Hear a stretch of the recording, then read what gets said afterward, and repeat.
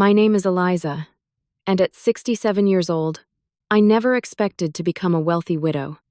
When Harold, my husband of 42 years, passed away last year, I inherited $6.4 million.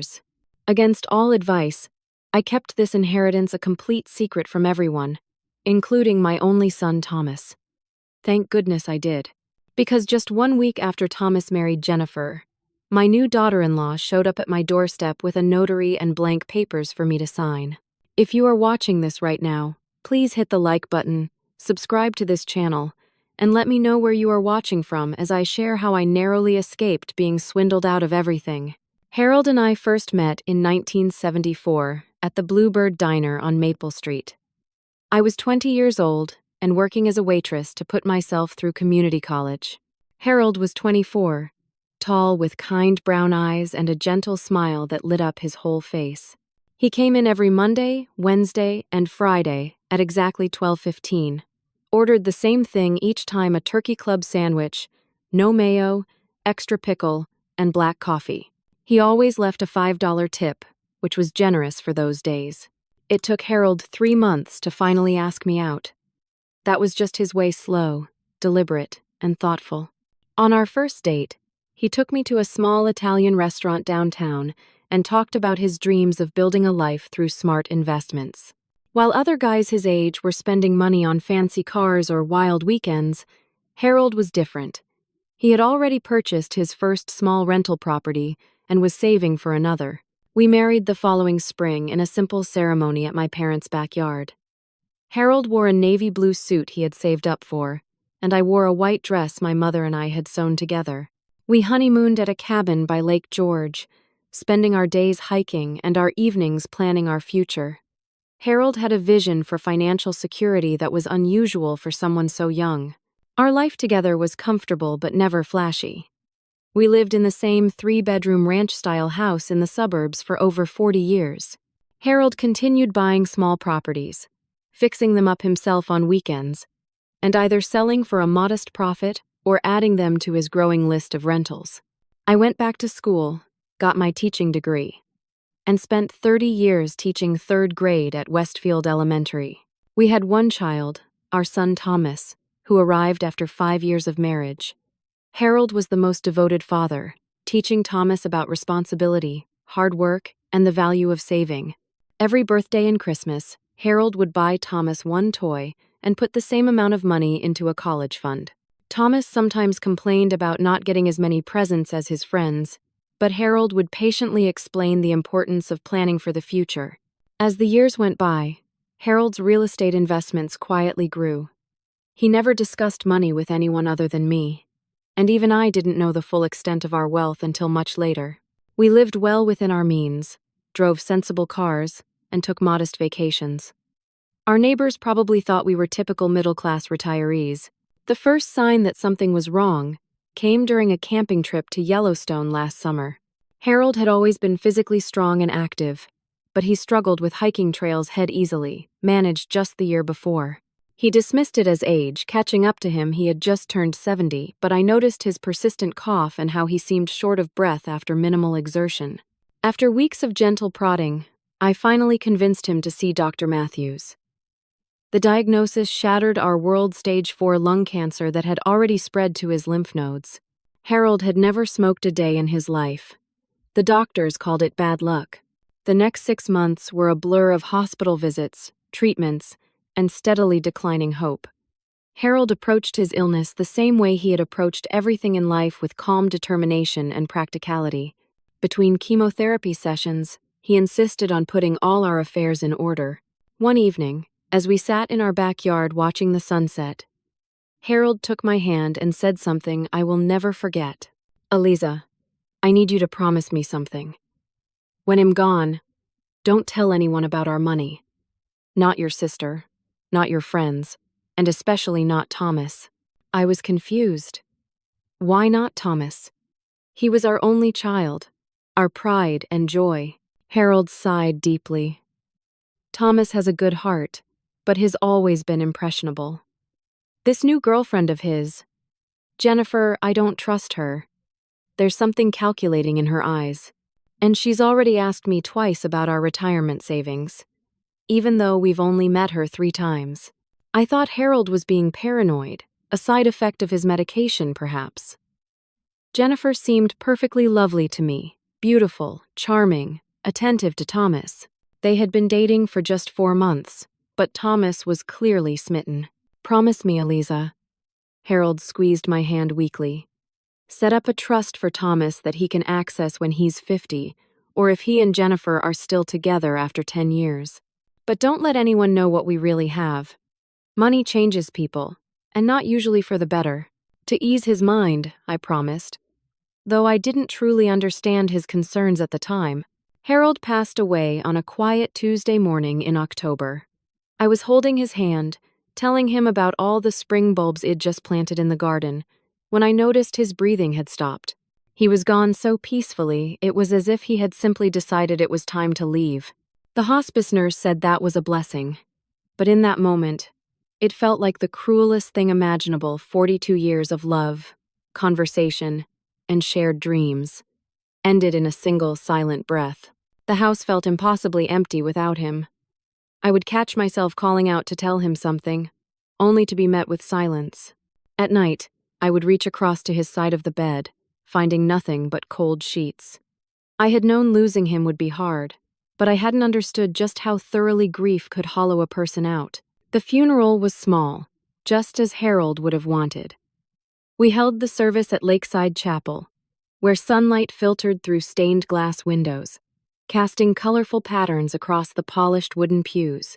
There were no elaborate flower arrangements, no grand eulogies, just family, close friends and colleagues paying their respects to a man who had lived his life with quiet integrity. Thomas was devastated. He had always been closer to his father than to me. Harold was his role model, his confidant, his fishing buddy. I watched my 6-foot-tall son crumble like a child as he placed a single white rose on his father's casket. Jennifer stood beside him, one perfectly manicured hand rubbing circles on his back. She looked appropriately solemn in a black dress that was just a touch too fitted for a funeral. I'd only met her a handful of times before, but she made a point of embracing me tightly. "Eliza, I'm so sorry for your loss," she whispered, her designer perfume momentarily overwhelming me. "If there's anything I can do, anything at all, just let me know. Thomas has told me so much about Harold. He sounds like he was an amazing man." She was saying all the right things, but something felt performative in her sympathy. I chided myself for the uncharitable thought. Grief was making me suspicious, just as it had done to Harold in his final days. At the reception afterward, held in our church community center, Jennifer stayed close to Thomas but made frequent trips to my side, bringing me water or a plate of food I couldn't eat. During one such visit, she casually mentioned how difficult it must be to handle all the paperwork and financial matters after a death. "My aunt went through this when my uncle died," she said, her voice lowered confidentially. "She was so overwhelmed with all the banking details and insurance claims. Do you have someone helping you with all that?" "Harold had already arranged everything," I replied vaguely. "His lawyer is handling the details." Jennifer nodded sympathetically. "That's good. Still, it's a lot to process while you're grieving." "Thomas mentioned that Harold owned some rental properties. Will you be keeping those or selling them?" The question seemed innocent enough, but it triggered a memory of Harold's warning. I kept my answer non-committal, mentioning that I hadn't made any decisions yet. Throughout the reception, I noticed Jennifer speaking with several of our older friends, her expression attentive and caring. Later, one of them mentioned to me how lovely it was that Jennifer had asked about Harold's business ventures and how Wed managed to travel after retirement on a teacher's pension. 2 days after the funeral, I met with Edward Simmons, Harold's attorney and friend of 30 years. In his wood-paneled office with law books lining the walls, he explained the extent of Harold's estate.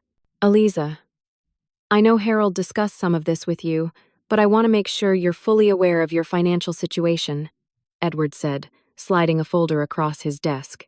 The number at the bottom of the summary page nearly stopped my heart. $6.4 million in property assets, stocks, mutual funds, and cash savings. I'd known we were comfortable, but this was far more than I'd imagined. Harold had always been so careful with money, driving his 10-year-old car and comparison shopping for groceries, while quietly amassing a small fortune through decades of disciplined investing. Harold was adamant that this information remain confidential, Edward continued. He set up a trust for Thomas with specific conditions, as I'm sure he told you. The bulk of the estate is yours to manage as you see fit. I left Edward's office in a daze, the weight of Harold's final request suddenly making more sense. This kind of money would change how people saw me, how they treated me, and if Jennifer was indeed the kind of person Harold suspected her to be, this knowledge would be dangerous. I decided then to honor Harold's wishes completely. When asked about finances, I would be deliberately vague, implying that I had enough to live on comfortably but nothing extraordinary. The rental properties would be managed through a company, with my name kept off public records. Less than 2 months after Harold's funeral, Thomas called with news that made my stomach twist into knots. "Mom, I asked Jennifer to marry me," he announced, his voice bubbling with excitement. "She said yes." "Thomas, isn't this a bit sudden?" I asked carefully. "You've only been dating for what, 5 months? When you know, he replied, sounding slightly defensive. "Dad knew he wanted to marry you after your first date, right?" That was different, I thought, but didn't say. Instead, I forced enthusiasm into my voice and congratulated him. Jennifer was now a constant presence in Thomas' life, and, by extension, in mine. She began calling me regularly to check in, bringing up topics like how lonely I must be in that big house, or how stressful it must be to manage Harold's business affairs. During a Sunday dinner at my home, Jennifer admired a small watercolor painting Harold and I had purchased on our 25th anniversary trip to Maine. "This is lovely," she said, examining it closely. "Is it valuable?" "Just sentimentally," I replied, though the artist had become quite renowned and the piece was now worth several $1,000s. "You know," Jennifer said, settling beside me on the sofa, "I majored in art history before switching to marketing. I could help you get some of these pieces appraised, if you want. Sometimes people don't realize what they're sitting on." Her choice of words sent a chill through me. I thanked her but declined, saying I wasn't interested in selling anything. As weeks passed, I noticed how Jennifer subtly changed when the topic of money arose. Her eyes would sharpen, her posture would straighten, and she would become intensely focused. When discussing other subjects, she was charming and somewhat distracted, frequently checking her phone. But mention estate taxes or property values, and she was suddenly all attention. I began to understand what Harold had seen in her that I had missed. Behind her perfect smile and practiced warmth was something calculating and cold. And now she was going to be my daughter-in-law. I expected Thomas and Jennifer to have a long engagement, perhaps a year or more. Instead, they began planning an extravagant wedding to take place just 3 months after the proposal.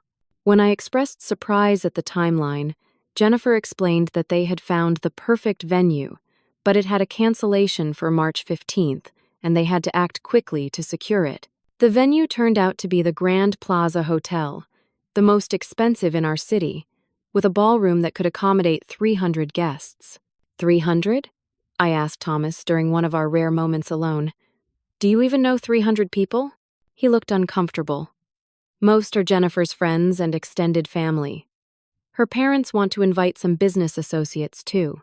I later learned that Jennifer's father was a mid-level manager at an insurance company, hardly the type to have important business associates requiring invitation to his daughter's wedding. When the subject of wedding costs arose, I offered to contribute what I could, mentioning that Harold and I had set aside some money for Thomas' future. Immediately, Jennifer's attention locked onto me like a laser. "That's so generous, Eliza," she gushed. "Actually, the Grand Plaza requires a $50,000 deposit, and their minimum wedding package starts at $75,000. Then there's my dress, the flowers, the band." She continued listing expenses that quickly approached $100,000. Thomas looked increasingly uncomfortable but remained silent. I can help with some of this, I said cautiously, but not that much. I need to be careful with my retirement savings. Jennifer waved a dismissive hand. I completely understand. But didn't Harold leave you pretty well set up? Thomas mentioned the rental properties. I shot Thomas a look, and he had the decency to appear embarrassed. Those properties barely break even after maintenance and taxes. I lied smoothly. Most of what Harold left is tied up in investments for my long-term care. Disappointment flickered across Jennifer's face before she composed herself. Well, my parents can contribute too, she said, though her tone suggested this was not the preferred solution. In the end, I provided $20,000 toward the wedding, presenting it as a significant portion of my available funds.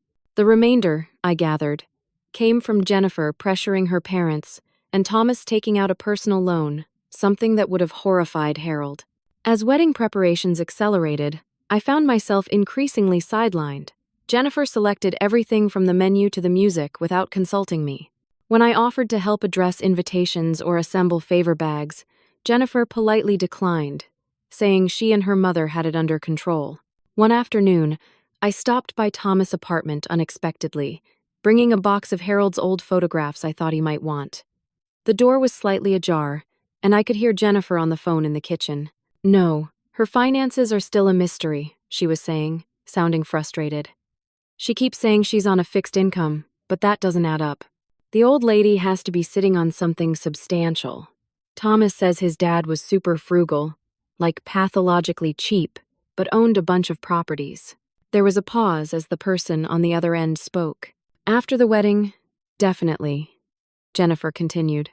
Once I'm officially family, it'll help her sort out her finances. She clearly can't manage on her own. Exactly. It's the responsible thing to do. I backed away silently, my heart pounding. This wasn't just casual gold digging, this was calculated and predatory. Jennifer saw me as a financial target, and she was using my son to gain access. The wedding day arrived with perfect spring weather. The Grand Plaza had been transformed into a showcase of extravagance that would have made Harold cringe. Crystal chandeliers, thousands of white roses, ice sculptures, and a 7-tier cake that could have fed twice the number of guests. Jennifer was undeniably beautiful in her designer gown that, according to Thomas, had cost $12,000 alone.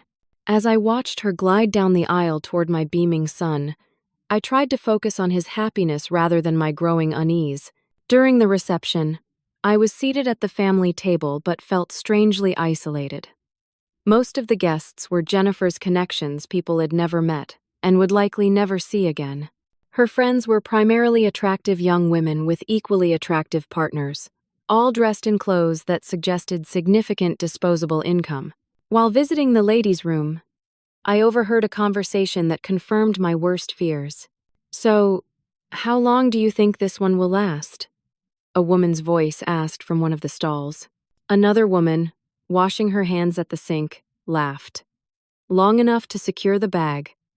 You know, Jen, she always has an exit strategy. The toilet flushed, and I quickly entered a stall before they could see me. As they continued their conversation by the mirrors, I learned that Jennifer had a history of dating wealthy men, though they didn't elaborate further. Securing the bag. The phrase echoed in my mind throughout the remainder of the reception. It was slang for obtaining money, usually through marriage or relationships. Jennifer wasn't just marrying my son, she was securing financial gain through him and potentially through me. During the father-daughter dance, Jennifer was twirled around the floor by her nervous-looking father. I watched Thomas gazing at his new wife with complete adoration, oblivious to anything but her carefully crafted charm. Later, when Thomas took my hand for the mother-son dance, I fought back tears. Not just because I was remembering how Harold should have been there, but because I could see trouble on the horizon and felt powerless to prevent it. Thomas, are you happy?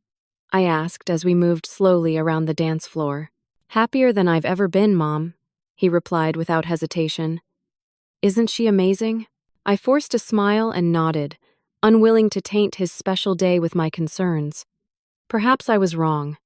Perhaps Jennifer truly loved him, and her interest in our finances was merely practical, not predatory. But as the evening progressed, I noticed how differently Jennifer behaved depending on who she was speaking with. With Thomas, she was affectionate and attentive. With her friends, she was animated and slightly boisterous. But when she spoke with older guests, particularly those she perceived as wealthy or influential, she transformed into a picture of sophisticated poise. By the time Thomas and Jennifer departed for their 2-week honeymoon in Bali, another expense I questioned they could afford, I was emotionally exhausted. I returned to my empty house, kicked off the uncomfortable heels Jennifer had insisted I wear, and poured myself a glass of Harold's favorite whiskey. "How right you were," I whispered to his photograph on the mantel. "I just wish you were here to help me figure out what to do next." Little did I know that Jennifer's plans would begin unfolding much sooner than I anticipated. Exactly 1 week after Thomas and Jennifer returned from their honeymoon, my doorbell rang on a Tuesday morning. I wasn't expecting visitors, so I was surprised to see Thomas standing on my porch with Jennifer beside him. Even more surprising was the middle-aged man in a gray suit standing behind them, clutching a briefcase. "Mom, Jennifer thought it would be good to stop by and check on you," Thomas said, giving me a quick hug. His smile seemed forced, his eyes not quite meeting mine. Jennifer stepped forward, embracing me with practiced warmth. "Eliza, you look wonderful. How are you managing here all alone?" Before I could answer, she gestured to the stranger. "This is Mr. Peterson. He's a notary public and financial advisor. We thought he could help us with some family paperwork." A cold weight settled in my stomach, but I maintained a neutral expression. "Please, come in. Would anyone like coffee or tea?" Mr. Peterson declined, but Thomas asked for coffee in a way that suggested he needed the fortification. I led them to the living room, excusing myself to prepare the drink. In the kitchen, I took several deep breaths, trying to calm my racing heart. This felt orchestrated, and I needed to keep my wits about me. When I returned with Thomas' coffee, Mr. Peterson had already laid out several official-looking documents on my coffee table. Jennifer sat uncomfortably close to me on the sofa, while Thomas perched on the edge of an armchair, looking like he might bolt at any moment. "Eliza," Jennifer began, her voice honey-sweet, "Thomas and I have been talking about your situation, and we have some concerns." "My situation?" I echoed, sipping my tea calmly. She patted my knee. "Living alone in this big house, managing all those financial decisions by yourself. It must be so overwhelming since Harold passed." "Actually, I find it quite manageable," I replied. Jennifer exchanged a glance with Mr. Peterson, who cleared his throat. "Mrs. Levitt," he said formally, "your daughter-in-law has explained your circumstances to me.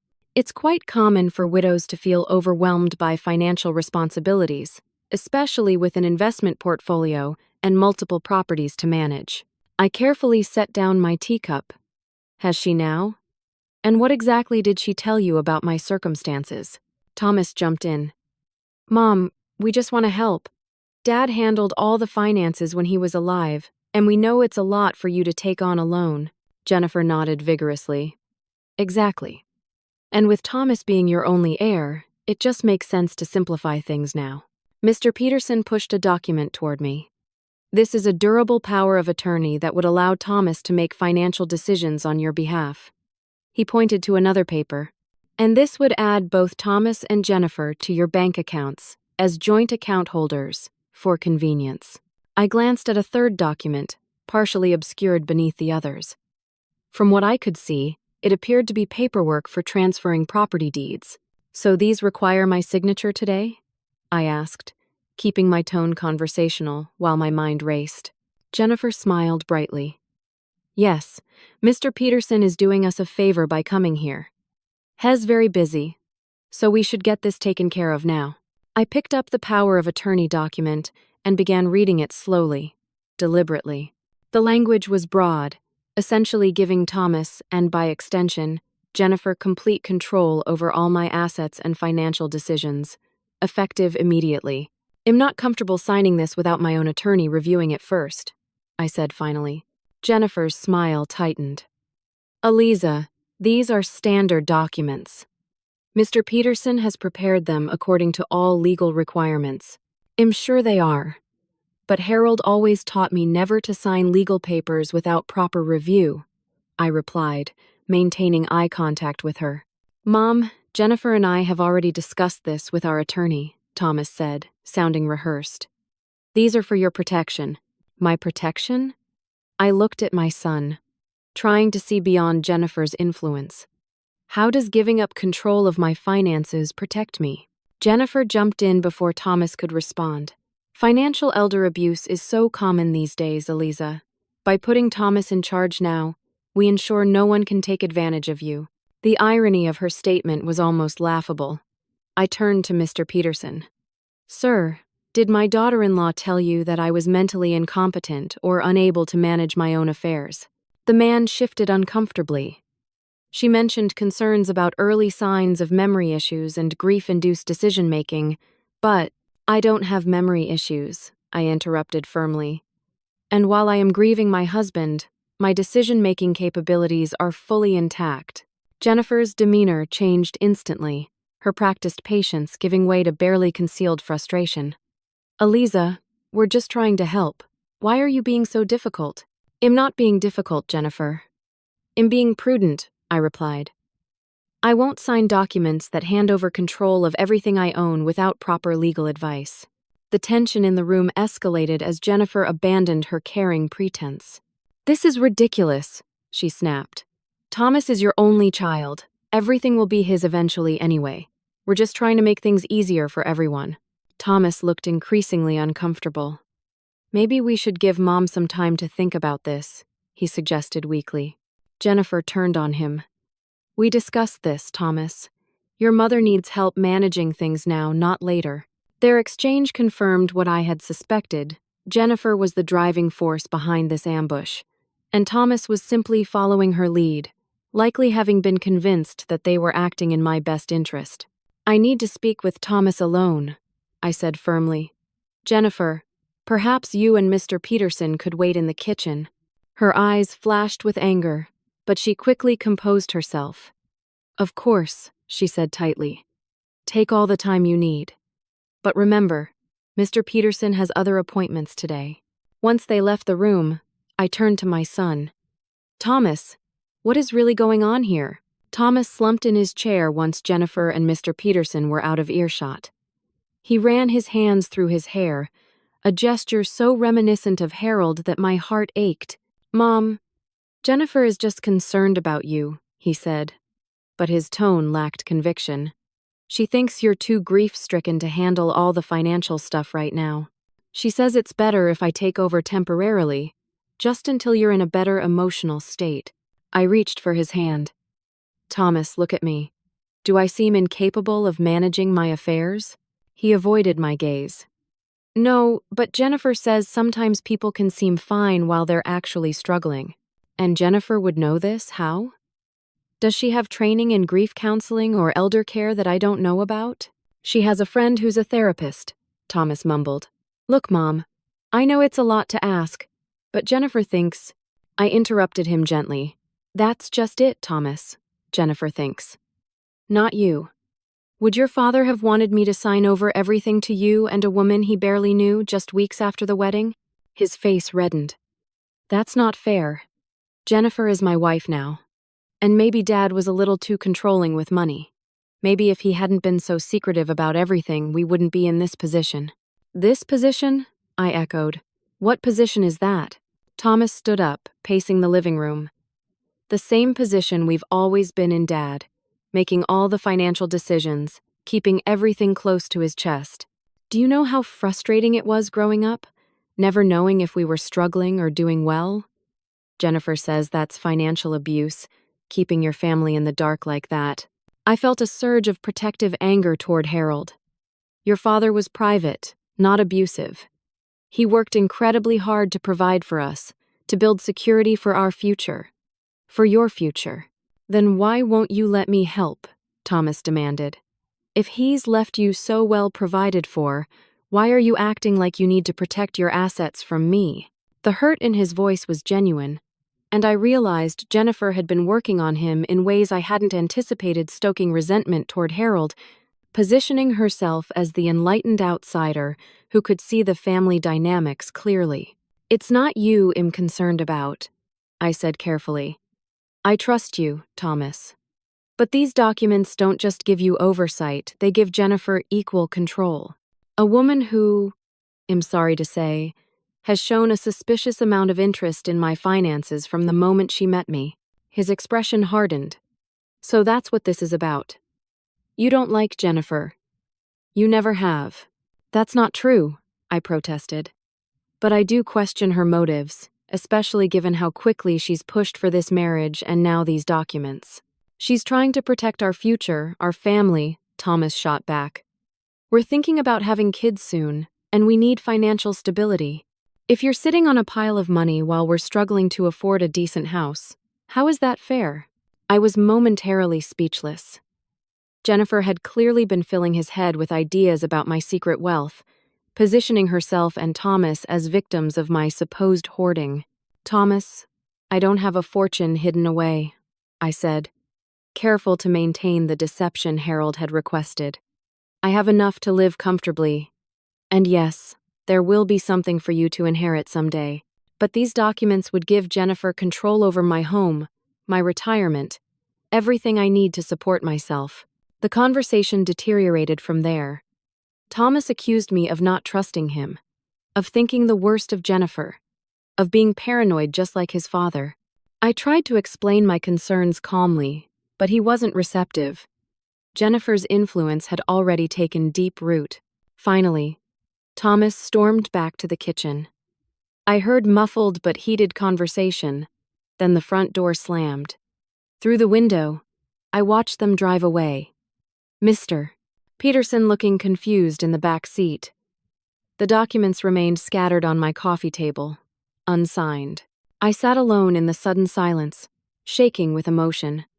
The confrontation had gone as badly as I could have imagined, but at least I hadn't signed anything.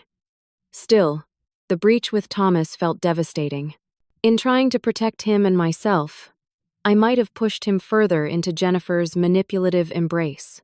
That night, I barely slept. By morning, I had made a decision. If Jennifer was as calculating as I suspected, I needed proof not just for my own protection, but potentially for Thomas as well.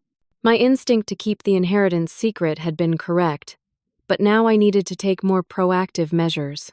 I called Edward Simmons, Harold's attorney, and explained what had happened. His reaction was immediate and concerned. "Eliza, do not sign anything," he warned. "From what you're describing, this has all the hallmarks of financial elder abuse. The rush timeline, the pressure tactics, bringing a notary to your home unannounced, these are classic red flags." He advised me to schedule a consultation with a specialist in elder law, which I did for the following day. The attorney, Patricia Goldstein, reviewed the situation and confirmed Edward's assessment. "We need to document everything," she advised. "Every interaction, every request. And I strongly recommend you consider placing your assets in an irrevocable trust that will still provide for Thomas, but cannot be accessed by Jennifer." But the most valuable advice came from Patricia's paralegal, a retired police detective named Frank Sullivan who specialized in fraud cases. "Mrs. Levitt," he said after listening to my story, "this sounds like a potentially predatory situation. Have you considered having Miss Jennifer investigated?" I hadn't, but the suggestion immediately made sense. If Jennifer had targeted other wealthy individuals before, there might be a paper trail. With Frank's help, I hired a private investigator specializing in financial fraud. The cost was considerable, $5,000 for a comprehensive background check, but given what was at stake, it seemed a necessary expense. While waiting for the investigator's report, I received multiple texts and calls from Thomas, alternating between anger and attempts at reconciliation. Jennifer, too, called several times, her messages dripping with concern. "Eliza, we're so worried about you," one voicemail said. "Thomas is hurt that you don't trust him, but we understand that grief can make people suspicious. Please call us back. We still want to help you organize your finances." I responded politely but firmly, saying I was taking time to consider their suggestions and would be in touch when I was ready. In truth, I was buying time, waiting for information that might either alleviate my concerns or confirm them. 2 weeks after the confrontation, I received a call from Sam Donovan, the private investigator. "Mrs. Levitt," he said, his tone serious. "I think you should come to my office. There's quite a bit to discuss about your daughter-in-law." The private investigator's office was in a nondescript building downtown, sandwiched between an insurance agency and a tax preparation service. Sam Donovan was a trim, gray-haired man in his 60s, with sharp eyes that suggested he didn't miss much. His desk was meticulously organized, with a thick file folder placed squarely in the center. "Mrs. Levitt," he began after we exchanged pleasantries, "what I've discovered about Jennifer Wilson, now Jennifer Levitt, is concerning, to say the least." He opened the folder, revealing numerous documents, photographs, and printed social media posts. "Your daughter-in-law isn't who she claims to be," he continued. "For starters, her name wasn't always Jennifer Wilson. Until 4 years ago, she was Jessica Winters. And before that, she was Jasmine Walters." My stomach tightened as Sam laid out 3 driver's licenses with Jennifer's face but different names. "She has a pattern," he explained, spreading out a timeline Head created. Jessica Winters met Arthur Goldman, a 73-year-old retired executive in Miami. They married after 5 months of dating. 15 months later, he died of a heart attack, leaving her approximately $2 million. Before the estate was even settled, she had changed her name and moved to Chicago. I felt ill. That was where Thomas had met her at a charity fundraiser where she was supposedly working as an event coordinator. In Chicago, as Jennifer Wilson, she met Richard Parnell, a 62-year-old widower with a successful manufacturing business. Their courtship was similarly brief, 3 months from meeting to marriage. This time, she didn't wait for natural causes. 8 months into the marriage, Richard died from what was ruled an accidental overdose of prescription medication and alcohol. "Could that really be an accident?" I asked, horrified. Sam shrugged. "The Chicago police thought it was suspicious, especially since she had recently been added to his accounts and will, but they couldn't prove anything. She inherited close to $3 million and relocated again, this time to your city." He showed me newspaper clippings of both deceased husbands' obituaries. In each, Jennifer, or whatever she was calling herself at the time, was pictured as the grieving widow, wearing the same appropriately somber expression I'd seen at Harold's funeral. "There's more," Sam continued. "Both men reported unusual memory problems and confusion shortly before their deaths. Family members suspected drug-induced impairment, but nothing was ever proven. And in both cases, Jennifer had isolated them from family members who raised concerns about the relationship. I thought of her attempts to create discord between Thomas and me, her subtle criticisms of Harold. The pattern was unmistakable. "Mrs. Levitt," Sam said gravely, "I believe your daughter-in-law is what law enforcement calls a black widow, someone who marries for money and may be willing to eliminate obstacles to accessing that money." My hands shook as I processed this information.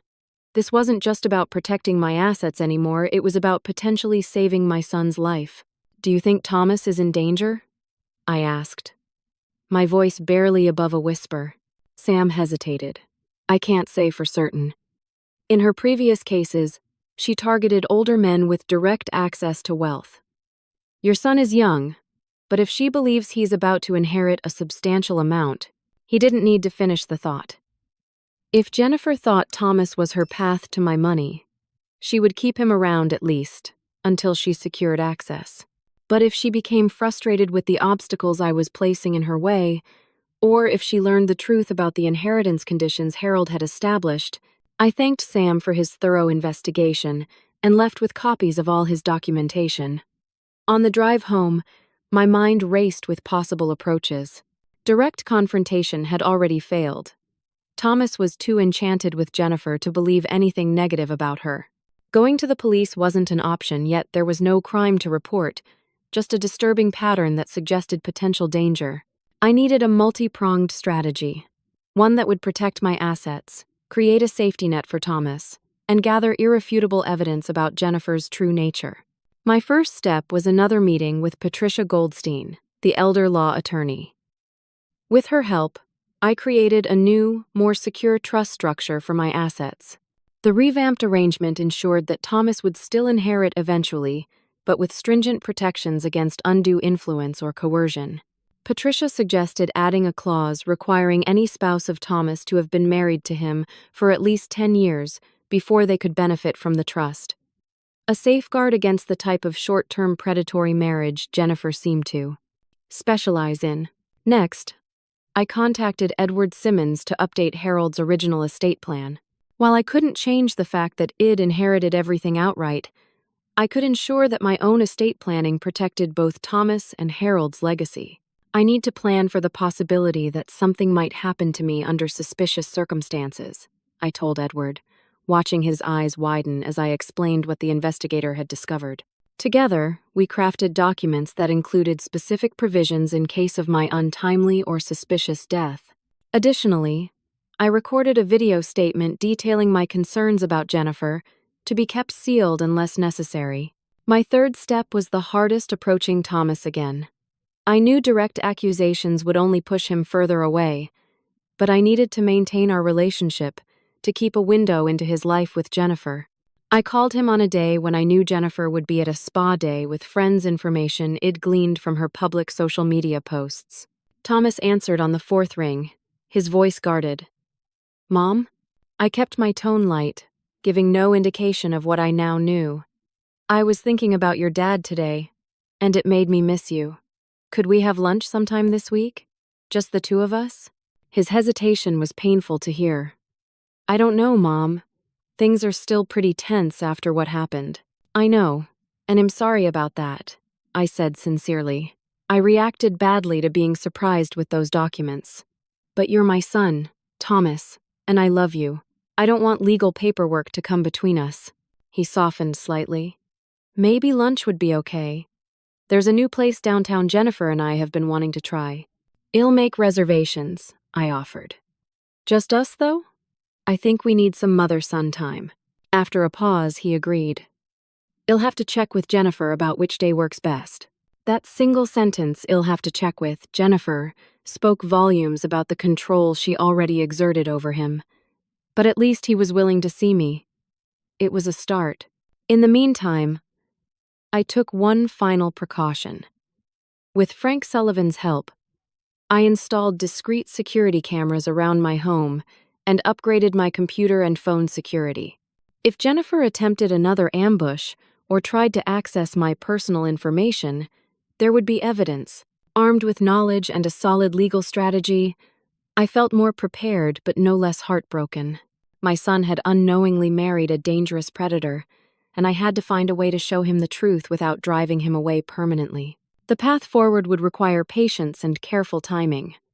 Jennifer had built her facade over years. I couldn't expect to dismantle it in a single conversation.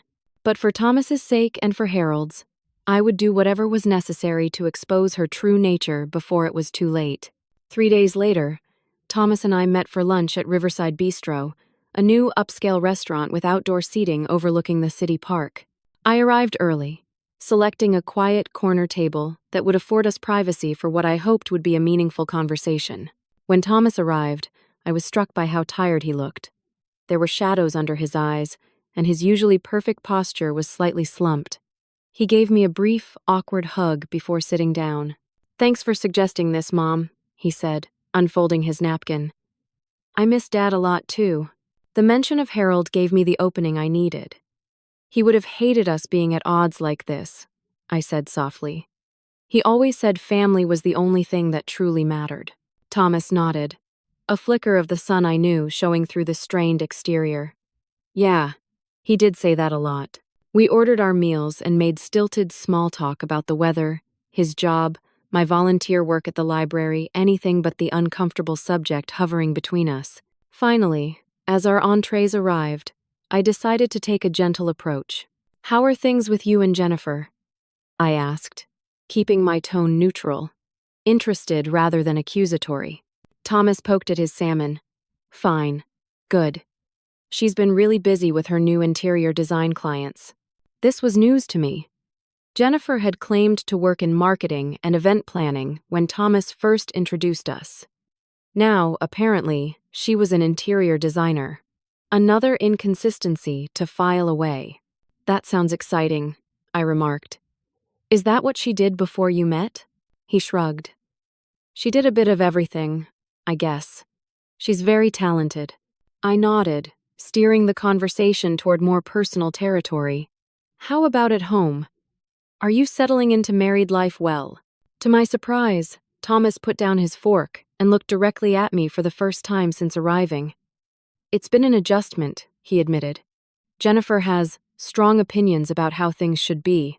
Sensing an opportunity, I remained silent, giving him space to continue. She wanted to redecorate the entire apartment, replace all my furniture. He frowned slightly. And she thinks I should ask for a department transfer at work so we can move to the East Coast. Says there are better opportunities there. That's a big change, I observed. Is that something you want? He hesitated. I don't know. Maybe. Jennifer says I'm not ambitious enough, that Dad held me back by making me too cautious with money and career choices. There it was again, Jennifer's systematic campaign to undermine Harold's influence and drive a wedge between Thomas and his family heritage. I chose my next words carefully. Thomas, your father was incredibly proud of you. He respected that you chose your own path instead of following his into real estate. He told me many times that your integrity and work ethic were what mattered, not how much money you made. Thomas's eyes glistened slightly. He said that? Many times, I assured him. He wanted you to be happy, not necessarily wealthy. Though he did want you to be financially secure, which is why he was careful with money. I paused, then added gently, "Has the reason you'll have a substantial inheritance someday. He spent his whole life building that for you." Thomas looked confused. What do you mean someday? I thought. Jennifer said the inheritance would come to me soon, that you were just being difficult about releasing it. Here was my opening, but I had to tread carefully. Your father set up a trust for you with specific conditions. The bulk of the assets come to you when you're 50, or after you've been married for 10 years if that comes sooner. He believed strongly in financial maturity and stable relationships. Why didn't you tell me this before? Thomas asked.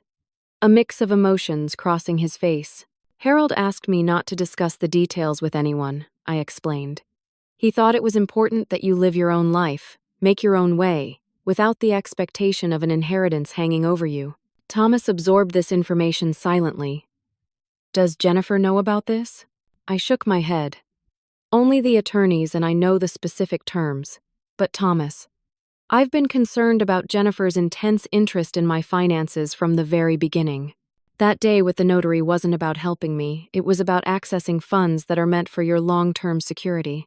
He looked torn, clearly struggling between loyalty to his new wife and the growing realization that something wasn't right. I didn't come here to criticize Jennifer, I continued gently. I came because I love you and am worried about you. Has she been pressuring you about money? About getting me to change the inheritance structure? His silence was answer enough. I reached into my purse and pulled out a slim folder containing a few carefully selected documents from the private investigator's report. Thomas, there's something you need to see, I said, sliding it across the table. I wouldn't share this if I wasn't absolutely certain it was necessary for your well-being. What's this? He asked, not opening it yet. Information about Jennifer's past. Please, just look at it. Then we can talk. With visible reluctance, he opened the folder. Inside were the 3 driver's licenses with different names but the same photograph, obituaries of her previous husbands, and a timeline of her marriages, name changes, and relocations.